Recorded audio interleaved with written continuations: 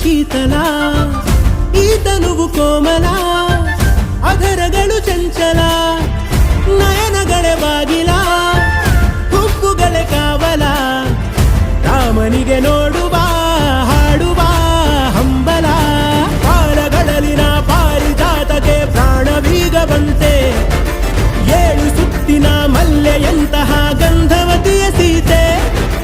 ಯಾರು ಎತ್ತದ ಶಿವನ ಧನಸನೆ ಮುರಿದ ರಾಮಭದ್ರ, ರೆಪ್ಪೆ ಬಡಿಯದೆ ಸೀತೆ ಅಂದವ ಸವಿದ ರಾಮಚಂದ್ರ, ರಸಮಯ ನಿಮಿಷವೋ ಹೃದಯದಿ ಹರುಷವೋ